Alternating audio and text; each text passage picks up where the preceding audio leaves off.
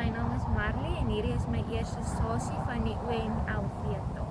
Die eerste stasie is op bladsy 2, is gebaseer op die KHBV bladsy 52, graad 2, kwartaal 1. Die eerste stasie gaan oor balans. Die hulpmiddel wat ons gebruik is van 'n dawerstokkie gemaak wat 1 meter lank is met 'n balletjie aan die punt. Die balletjie aan die punt is sodat die stokkie nie in die leder se oog kan steek wanneer die stokkie val nie. En dit is daar vir 'n fokuspunt dat die leder daarna kan kyk. Dit sal hulle help om balans te hou. Die flitskaartjie wat ek gemaak het is so.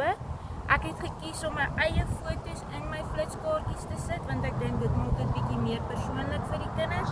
So ek demonstreer elke beweging van die aktiwiteit op elke kaartjie self uit. Die uitleg van die oefening is dat elke kind by elke kegeltjie kan gaan staan en dan hulle balansering oefening doen. So die oefening werk so, jy gebruik jou plat hand, jy gebruik 'n plat hand, dan sit jy die stokkie lekker in die middel van jou hand neer. As jy reg is, dan kyk jy jou oogies op die bal. As jy reg is, dan gaan jy die bal jou hand wegvat en jou oogies op die bal hou. Jy gebruik jou liggaam as deel van balansering.